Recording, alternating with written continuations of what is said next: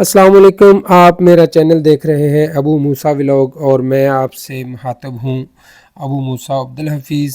शुरू करते हैं अल्लाह ताला के बाबरकत नाम से जो बड़ा मेहरबान नहायत रहम करने वाला है। लाखों करोड़ों दुरूद सलाम नबी रहमत सल्लल्लाहु अलैहि वसल्लम की ज़ात और उनकी आल पर। नाज़रीन, ज़ियारत का सिलसिला अल्हम्दुलिल्लाह जारी है। तो आज हम इसी सिलसिला में ताइफ शहर का सफ़र कर रहे हैं जी। सफ़र हमारा अल्हम्दुलिल्लाह अभी शुरू हुआ है। तो होटल से हमें गाड़ी ने पिक किया और हम ताइफ की तरफ रवां दवा हैं। तो हम इसी दौरान जब तक हम ताइफ पहुंचते हैं हम ताइफ शहर की हिस्ट्री देख लेते हैं और फिर वहां जाके जो भी ताइफ के अंदर ज़ियारत होंगी वो देखेंगे और सारी इंशाल्लाह तफसील बयान करते जाएंगे।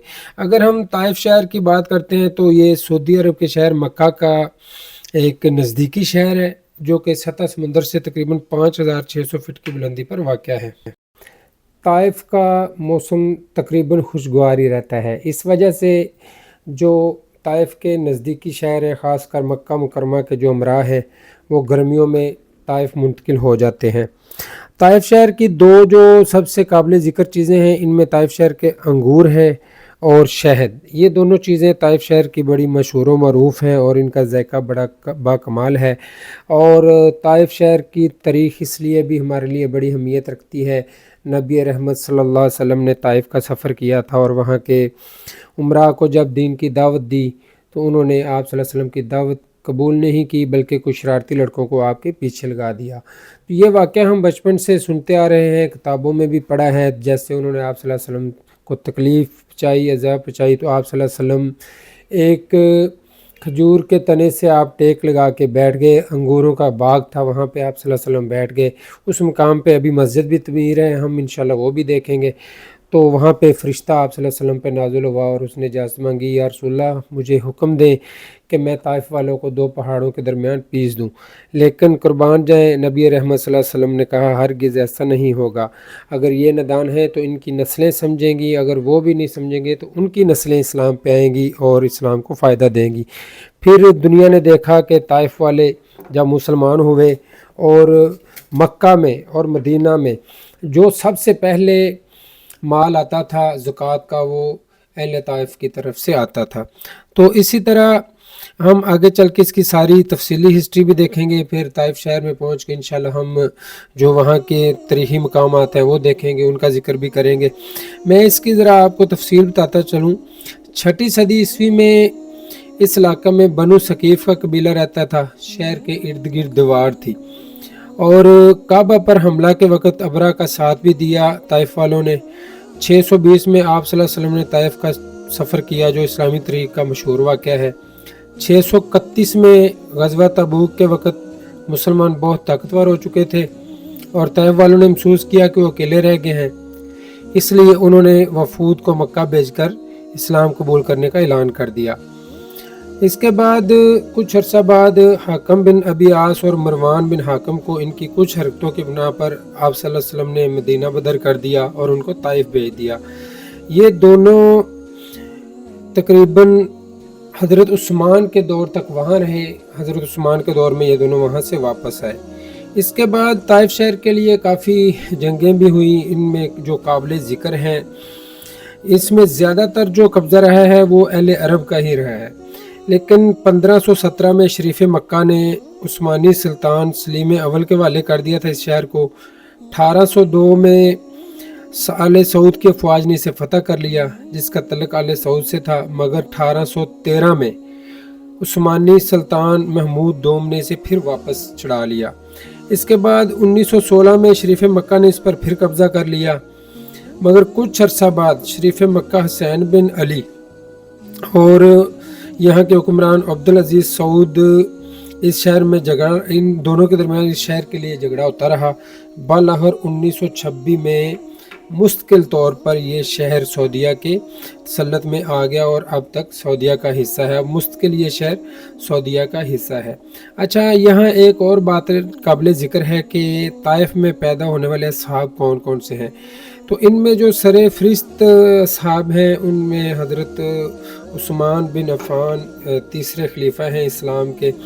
इसके बाद दो और काबिल ज़िक्र सहाबा का इसमें ज़िक्र आता है।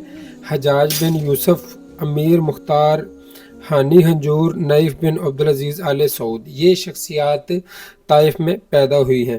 اس کے علاوہ جن اصحاب نے مستقل یہاں پہ سکونت اختیار کی ان میں حضرت عثمان کا بھی نام آتا ہے، حادی سوان الزمیلی کا بھی نام آتا ہے جو سعودی عرب کے پہلے اولمپکس ہیں اور انہوں نے یہاں تمغہ بھی جیتا تھا۔ اس کے علاوہ حضرت عبداللہ بن عباس، یہ تو بڑے قابل ذکر صحابی ہیں اور رسول اللہ صلی اللہ علیہ وسلم کے چچا زاد تھے، اور آپ کے بارے میں جو لقب تھا وہ ایسا تھا کہ آپ علم کا دریا ہیں۔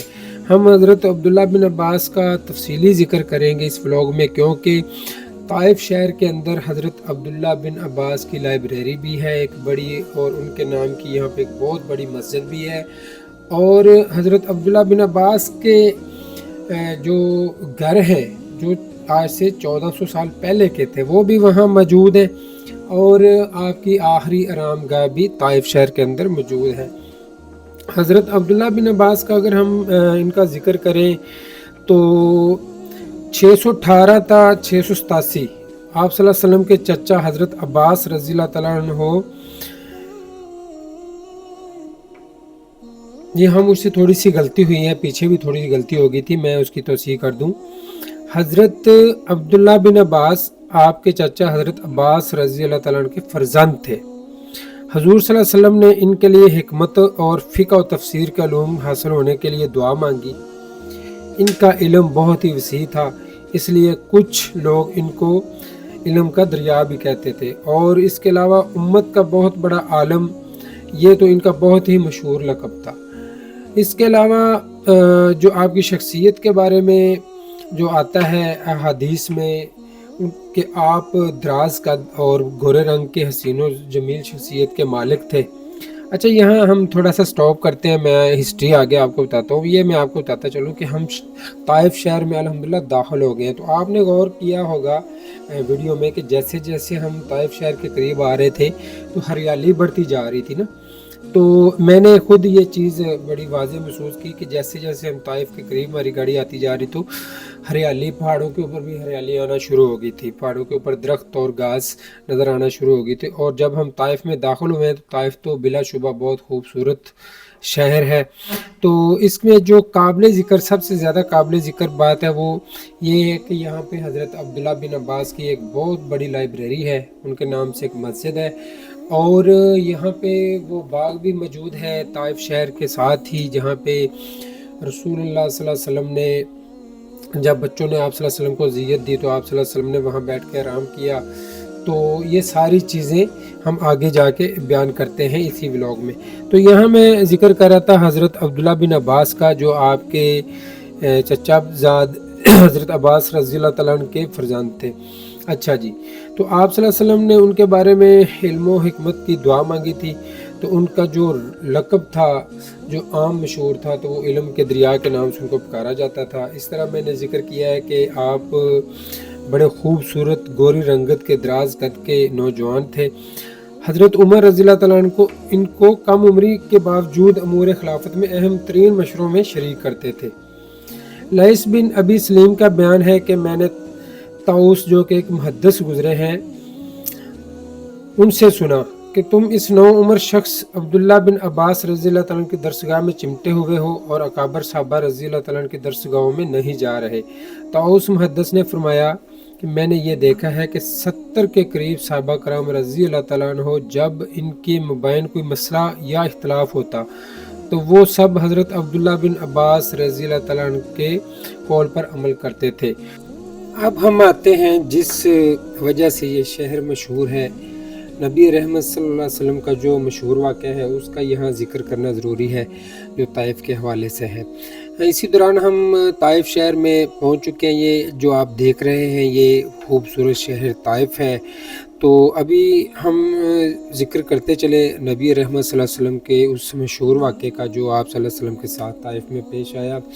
نبوت کے 10ویں سال جب مکہ والوں نے آپ صلی اللہ علیہ وسلم کی راہ میں بڑی رکاوٹیں کھڑی کی اور آپ صلی اللہ علیہ وسلم کو اذیت دینے کا کوئی موقع ہاتھ سے نہیں جانے دیتے تو آپ صلی اللہ علیہ وسلم نے اسی دوران اپنا جو پہلا انتخاب کیا دعوت کے حوالے سے وہ طائف شہر کا تھا۔ آپ صلی اللہ علیہ وسلم نے نبوت کے 10ویں سال طائف کا سفر کیا اور آپ صلی اللہ علیہ وسلم نے اپنے ایک غلام حضرت زید بن حارثہ رضی اللہ تعالیٰ کو ساتھ لیا اور طائف کا سفر شروع کیا۔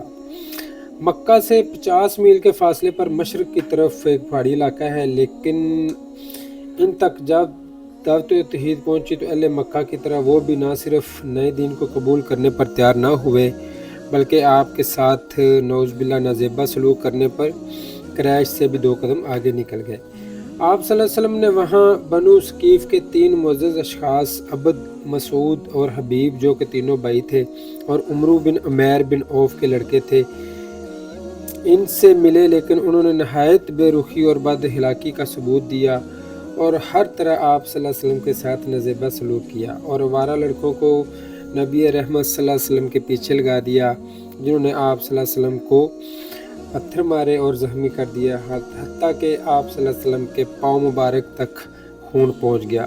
ابن ہشام بیان کرتے ہیں کہ زخموں سے چور جب نبی رحمت صلی اللہ علیہ وسلم اور حضرت زید رضی اللہ تعالیٰ عنہ ایک باغ میں پناہ گزین تھے تو عتبہ نے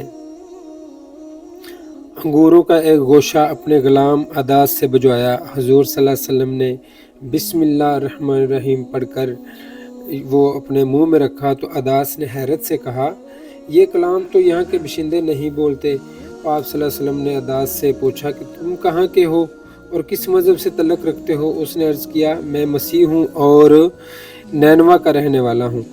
تو آپ نے اسے اسلام کی دعوت دی اور وہ مسلمان ہو گئے، اور اس کی کچھ ایسی بھی نسبت تھی کہ نینوا میں حضرت یونس علیہ السلام کا شہر تھا نینوا، تو اس نسبت سے بھی وہ کافی متاثر ہوا اور اس نے قبول اسلام کیا۔ اسی سفر سے واپسی پر جنوں کی ایک جماعت نے اسلام قبول کیا۔ سفر طائف آپ صلی اللہ علیہ وسلم کی حیات طیبہ کا ایک اہم واقعہ ہی نہیں بلکہ ایک انقلابی موڑ بھی ہے۔ اس سفر میں طائف کے لوگوں نے اعلان حق قبول نہ کیا اور زخموں سے چور آپ صلی اللہ علیہ وسلم کو زخموں سے چور کر دیا۔ دوسری طرف ایک غلام نے اسلام قبول کیا۔ طائف کا سفر رسول اللہ صلی اللہ علیہ وسلم کے لیے ذاتی اعتبار سے ایک بڑا امتحان آزمائش تھا، تو اسی لیے حضور اکرم صلی اللہ علیہ وسلم نے معرکہ احد سے زیادہ سخت دن قرار دیا تھا اس دن کو جب آپ صلی اللہ علیہ وسلم نے طائف کا سفر کیا تھا، اور جہاں جو واقعہ بیان کیا گیا ہے اس حوالے سے، تو یہ تھے جو مشہور واقعات تھے طائف کے حوالے سے، وہ میں نے کوشش کی ہے تفصیل سے بیان کروں۔ یہ جو ابھی آپ کو مسجد نظر آ رہی ہے، یہ آپ غور سے دیکھ لیں، یہ مسجد یہ بالکل وہ جگہ بیان کی جاتی ہے جہاں رسول اللہ صلی اللہ علیہ وسلم کو جب شرارتی لڑکوں نے اذیت دی تو آپ صلی اللہ علیہ وسلم یہاں آ کر بیٹھے تھے۔ اس مسجد اسی جگہ پہ ایک پتھر کے ساتھ ٹیک لگا کر نبی رحمت صلی اللہ علیہ وسلم بیٹھے رہے تھے، تو اس نسبت سے یہاں پہ یہ مسجد بنائی گئی ہے۔ تو ابھی ہم نے پیچھے دیکھا ہے کہ حضرت عبداللہ بن عباس کی لائبریری تھی جو کہ بند تھی،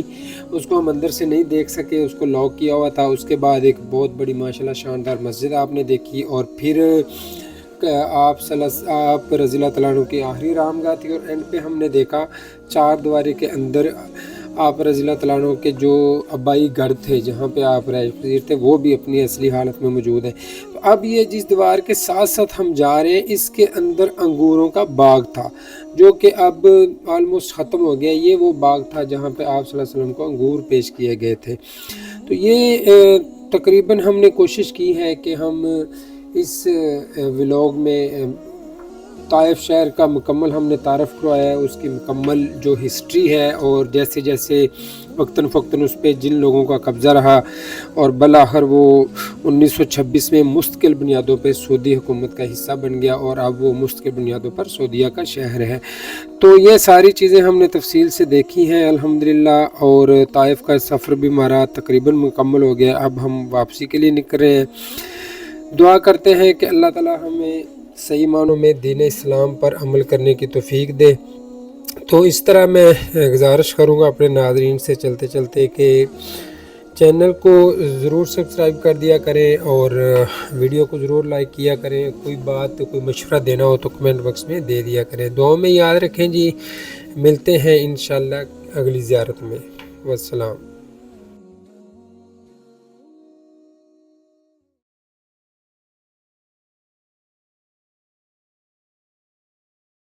Mm-hmm.